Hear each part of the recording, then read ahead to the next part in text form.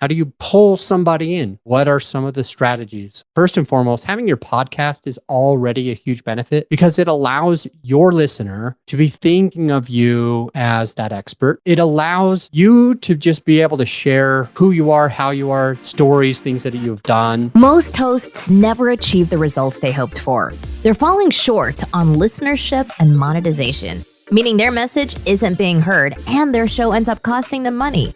This podcast was created to help you grow your listenership and make money while you're at it. Get ready to take notes. Here's your host, Adam Adams. Hey, podcaster. It is your podcast coach, Adam Adams, and we are talking about marketing. We're talking about marketing because no matter what, you have to do marketing. And there's two ways to do marketing: and sales and persuasion. And it is interesting. When I say that there are two ways, I'm going to call it push and I'm going to call it pull. There is push marketing and there's pull marketing. And the way that I see it is that the one that used to be the most effective was push marketing. And the one that is becoming more effective these days is pull marketing. Push and pull. Do you remember the really pushy salesperson? Long time ago. Felt like they were twisting your arm when they were trying to get you to buy something. They may have felt intimidating because they were taller than you. They may have felt intimidated because they were louder than you. They also could have felt a little intimidating because they were basically telling you that you were dumb or you were bad if you didn't make the right decision. And of course, what was the right decision? The right decision was to put money into that salesperson's pocket. So if you didn't do that, you're dumb. You're making the bad decision. You go to a used car lot and they push you. They knock on your door as a door-to-door salesperson and they intimidate you, manipulate you in order to get the sale. And when they get the sale, when you buy, you never hear from them again. Those pushy salespeople happen to be the old way of doing things. Those pushy salespeople hardly work anymore because you and I have become too smart. Let's go back into history. Before we get to how smart you and I are, let's go back into history a little. Back in 1900, let's call it 120, 150 years ago. What would happen is the person who was the loudest or the biggest or the most confident would always find a way of making the other person feel awkward if they didn't do what they said.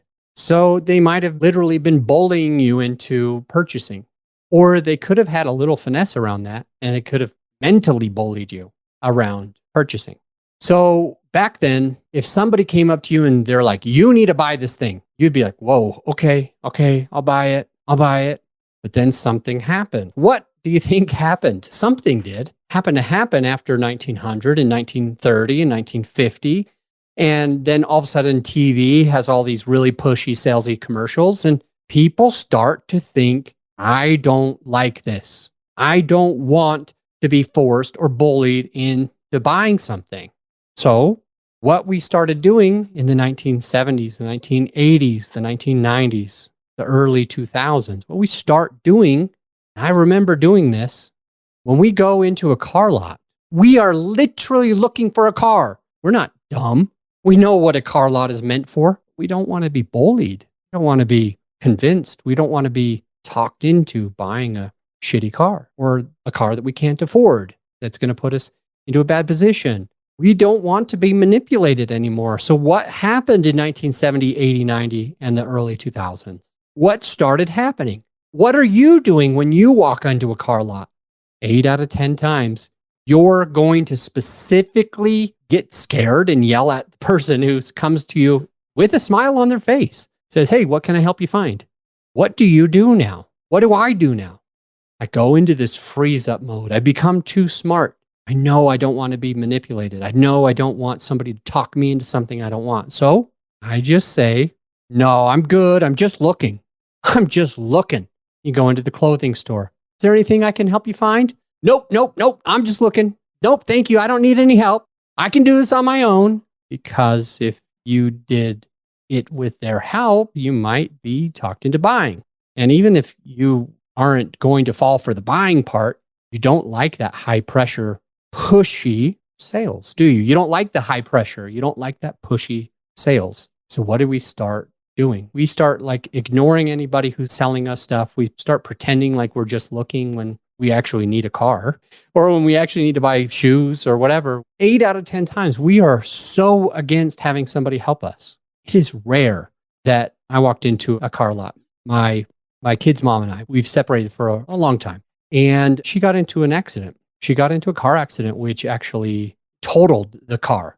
She was PTSD. She was really frightened, really scared, clammed up to even think about buying another car. But that check for the difference from the insurance has been sitting there and sitting in there and sitting there. It was 9 months after she got into this accident. She's totally fine physically, although she got shaken up. She was scared. But the car got totaled. So the insurance, they took it, they wrote a check, and it was done. It sat there and sat there and sat there. And I was like, hey, we didn't live in the same place. I said, hey, can I help you get this? No, I'm good.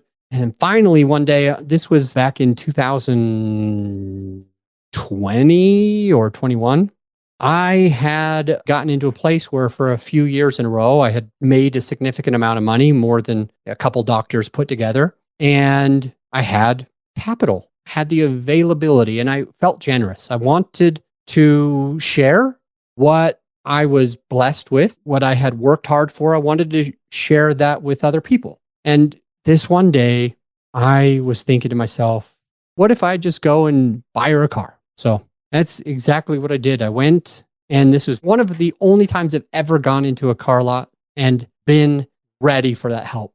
Most of the time, I'm like, nope, I'm just looking. This one time I go, yep, I'm looking for an inexpensive SUV that's all-wheel drive, that's used, and that's a Honda, and that's going to get great gas mileage. And they pointed me toward something that was like $35,000 or $36,000. And it was about a year or two old, and it had almost no miles, and it had all-wheel drive, and it was a Honda or a Toyota, which is great because they're brands that I trust to be able to be there for a long, long time. And about 2 or 3 hours later, I drove off the lot with a brand new car for my ex, for my kid's mom. And it felt really, really good. That was like the one time that I've walked into somewhere that had salespeople, because I was like, I know exactly what I want. I want this thing. Can you help me find it? Normally, it's like, nope, I do not want to buy. I do not want to be pressured. I don't want you to talk me into things. I don't want you to manipulate me. I don't want you to make me feel some type of way. A couple years before that, I had bought a 2020. This was in 2019, but I bought a 2020, also a Honda. But I recall that they had the main salesperson, and then they had somebody I didn't even know was a salesperson. And he was very high pressured, and I got really pissed. I got really, really, really pissed. I'm pinching my fingers close together if you can't see me. I was this close to not buying anything because of this one guy. They had already pulled my credit. They had already approved me of everything. And this one guy was just there to sell me all the extras. He goes and says something like, all right, well, do you want me to fill up? Oh, it was oil changes. Do you want oil changes for the rest of your life on this? It ends up saving you money because our oil changes right now are like $70 each. Every time you come in for an oil change, they're about $70. And when you pay for this, they're only $50. And that price is only going to go up. And I was like, dude, you're speaking my language. Yeah, I'm fine. I don't want to pay for that. So it added on to the price of the vehicle, right? And then he said, hey, do you want gap insurance? I was like, hell yeah, I want gap insurance. I want that. So give it to me. So he gave me gap insurance. And then he started saying about this like weird warranty thing. And he used this manipulative, very manipulative story about how his mom and grandma both buy the same brand of cars. By the way, I only have Jeeps, Hondas, and Toyotas. Those are the only brands that I trust. Jeeps, Hondas, and Toyotas. So it was one of these 3 brands that I was buying brand new years ago. And he goes and he's talking to me about like, do you want this warranty? And I'm like, it doesn't seem like a good idea. He goes, oh, I sold one of these cars to my grandma, sold one of these cars to my mom. Maybe he said, if I sold. Don't remember. It's been a few years. He basically said, this is something that I want to make sure that my family has. And I was like, bro, it gets me out of the price range that I want. I don't want to spend it. And I don't think that I'm going to need that on a Honda. By the way, I just gave it away. It was a Honda. So I still have that Honda and never never needed it because it's one of the 3 brands that I really trust. It's a great car. But I was so mad because I felt like he was being incredibly manipulative. He was being a pushy salesperson instead of a pulley salesperson. And as he was being so pushy, I got turned off because we don't like to be pushed. You don't like to be pushed. It doesn't feel good. It doesn't feel right. So what did I do? I went and talked to the manager and I was like, hey, I don't think I want to buy this anymore. He's like, why? Like, well, this guy says that I need this thing that I don't think I need. He basically won't even leave the office until I say that I'll buy it. And he gave me a manipulative, scammy sounding thing where he said that this is what he would do for his grandma and his mom. And I'm like, F you. I don't want this. I'm not trying to do this. I don't want my payment to be any higher than, I think it was like $1,000 back then. And I was like, I don't want the payment to be any more than that. I want it to stay under 1,000. And this is going to put me, I don't remember what the point, doesn't matter, except how pushy he was and how it turned me off. And I don't want you to be that person. I don't want you to be in the position where you're pissing off your customer, your client, because you're so pushy. Your customer, your client has learned since 1900, 1950, 1970, 1980, the early 2000s. We have become to where we don't want to be pushed anymore. And we will do almost anything to avoid it. So how do you do pull marketing? How do you do pull marketing? How do you pull somebody in? What are some of the strategies, some of the ways to do it? First and foremost, having your podcast is already a huge benefit because it allows your listener to be thinking of you as that expert. It allows you to just be able to share who you are, how you are, stories, things that you've done, and for them to start to know you and like you and trust you. By the way, they won't trust you unless they know and like you. They won't like you until they know you. So having a podcast gets you in front of lots of people. That way they can at least know who you are. And if you're a credible person, if you are likable, and they can start liking you. And after some time, they probably will start trusting you and they might work with you and or tell their friend about you so that their friend can work with you. So having a podcast is already one form of pull marketing because you're not, and hopefully you're not yelling at your listener. Hopefully you're not basically intimidating your listener or scaring your listener into something. Hopefully you can be real with them and authentic with them. Other ways of doing pull marketing, other ideas, other thoughts are instead of you need to buy this, you can ask questions. Do you think this would be important to you? Yes or no? Or you can even say, this might not be important to you. It's kind of interesting how that could work. Think about it just for a second. We're talking a few ideas of pull marketing right now. And one of them is, hey, this might not be right for you.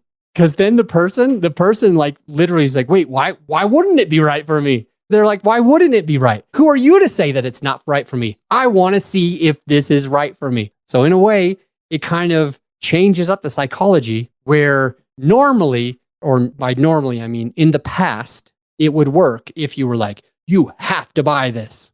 And now it's like, hey, this might not be right for you. Wait, why? Why wouldn't it be right for me? And then you kind of go with that. Now, there is absolutely easily discernible manipulative things where I've seen this a lot of times on Facebook ads and some people's podcasts and YouTube channels where they will say, hey, let's say that you have somebody who's selling life insurance. They get money if you get life insurance. And are used to them saying is, you're stupid if you don't have life insurance. All of these bad things could happen to your family. Do you want bad things to happen to your family? And we're like, no, I don't want bad things to happen to my family. What do I need to do?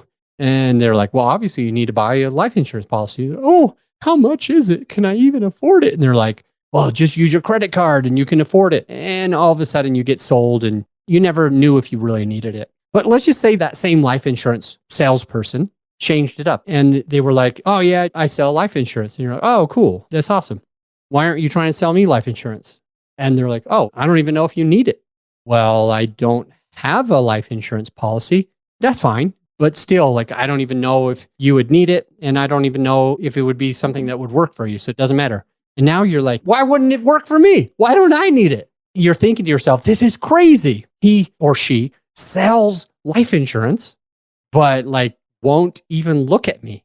I don't like this. I feel like that person isn't seeing me.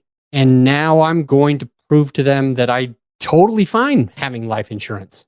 So now you start to sell yourself to them. And you're like, well, how much is it? Yeah, I can afford that. What are your premiums? How does it help?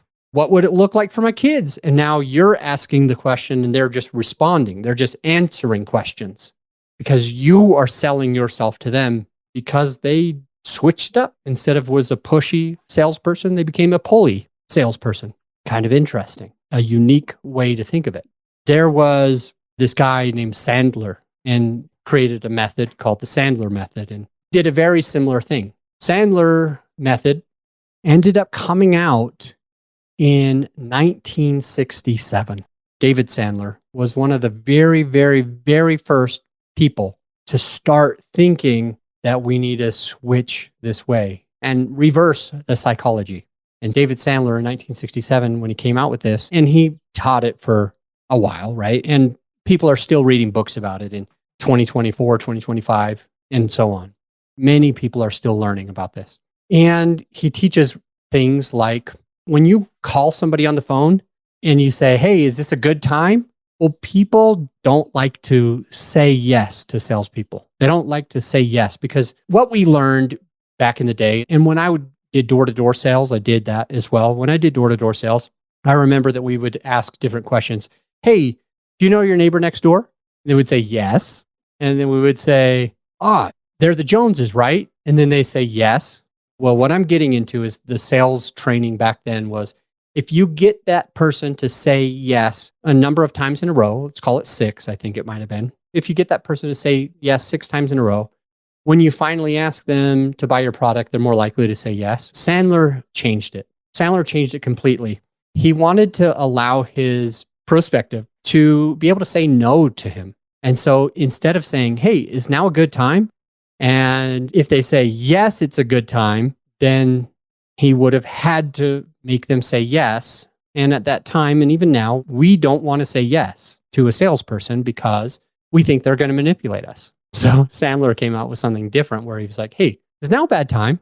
And now you are able to say no. Or if you say yes, then it's different. So it kind of changed the way people saw that. So you call them, you'll say you're doing a phone call, and you're like, hey, is now a bad time? Oh, no, now's not a good time. You've diffused that person to allow them to say no to you for the first time. And that's what they were looking for. That's what they always wanted. So the Sandler method really worked. It really helped. And it helped also, it was believed that he helped people not waste so much time with inappropriate prospects and giving just random people a bunch of free advice. So he had this unique strategy that he took and did in a different way. He taught people a lot of training, and he was able to get people to, I think the sales of the people went up 188%. So for example, if they sold $100,000 regularly, now they're selling $188,000 regularly, if that makes any sense. Not to make this episode about David Sandler in 1967, because it's not. It's about just simply pull marketing.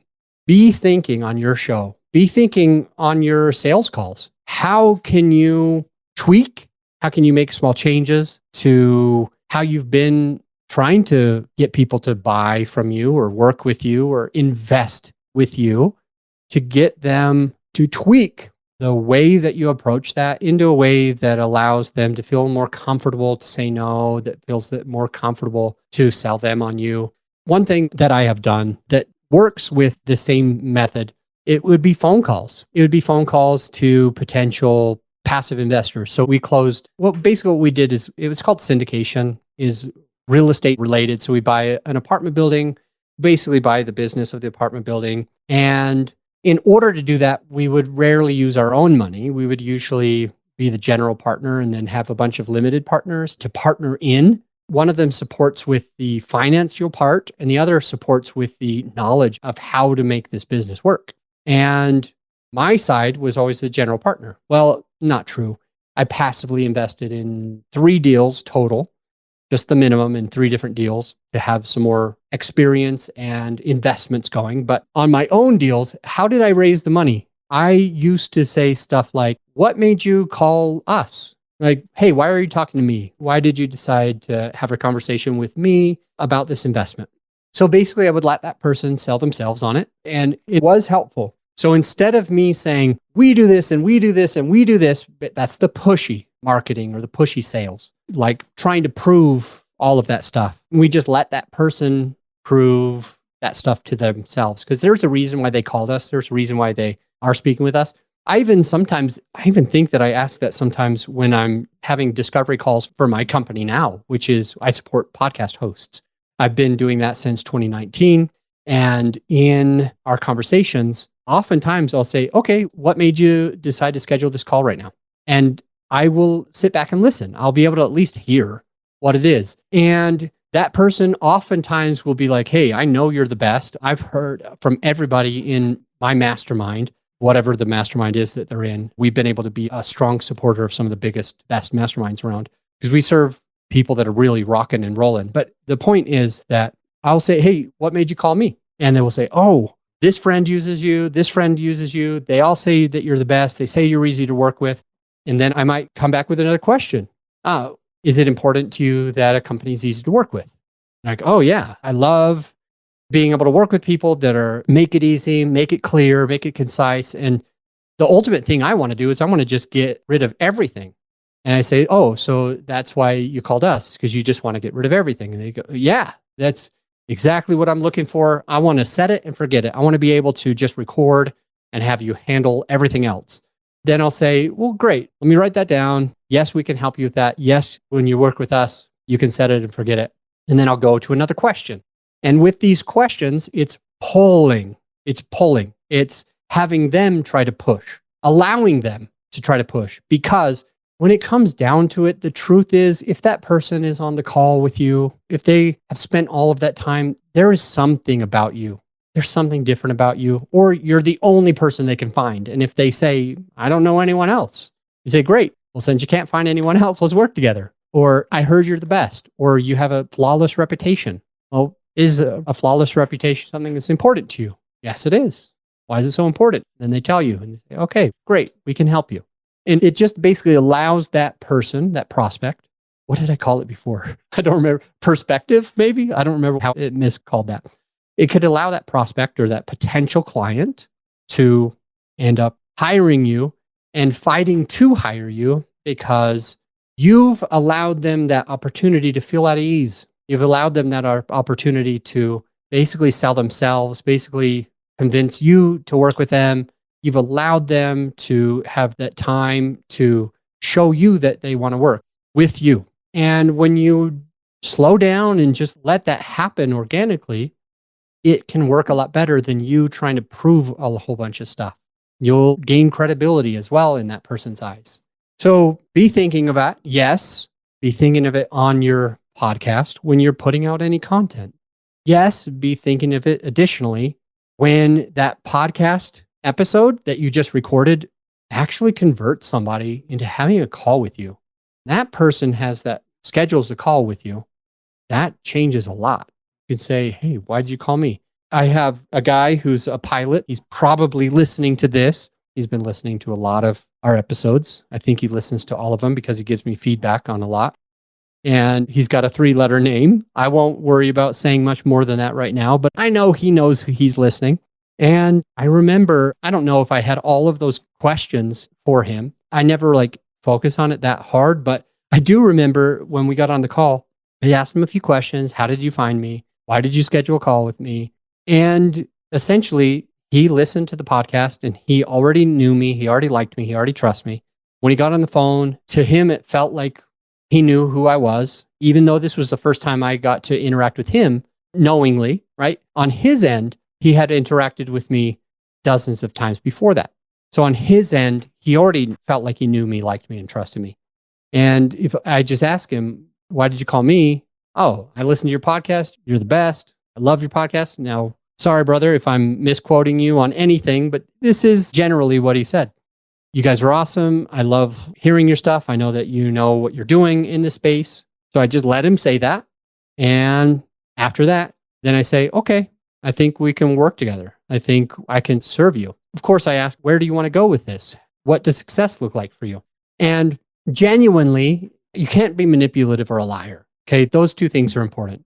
Genuinely, if I ask that question and I feel like I can help that person, then I'm going to say, we probably can work together and I'd probably be the best person for you because of this. But that's after he has a chance to sell himself on working with my company.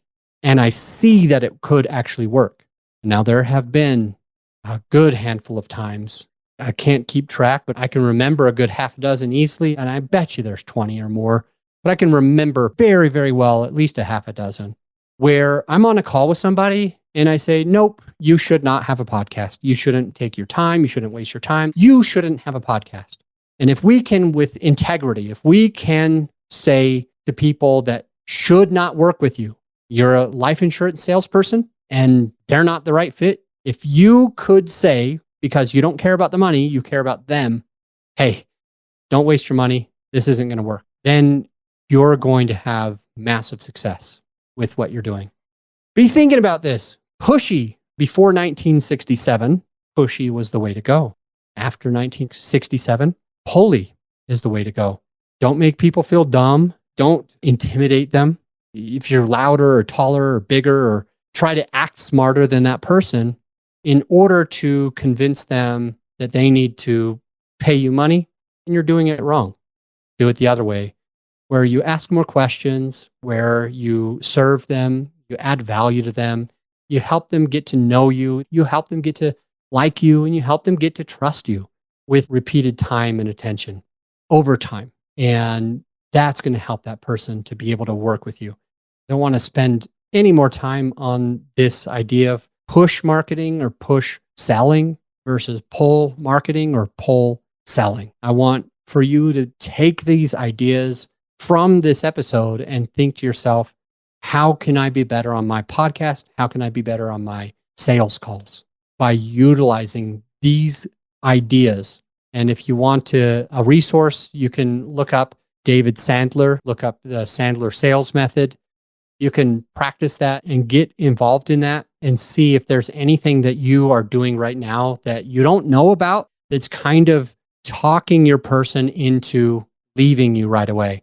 It's something I do with lots of clients that are podcasters, and I start listening to their episodes and I notice, okay, get rid of this, stop doing this. Your listener is thinking this. As I coach them, as I consult them, as I give them feedback on episodes that they want me to listen to, I'll continue to notice these things that they are doing that is shooting themselves in the foot, and allow them to be able to have a better position so that they can serve their listener. With that, go and do this. And also, I'll see you on the next episode. This is serious. Don't go.